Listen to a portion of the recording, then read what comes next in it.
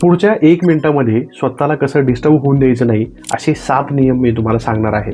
Reel शेवटपर्यंत नक्की पहा आणि जर तुम्ही या पेजला फॉलो केलं नसेल तर प्लीज फॉलो करून घ्या आणि कॉन्टेंट जर अशा प्रकारचं तुम्हाला आवडत असेल तर नक्कीच लाईक करा.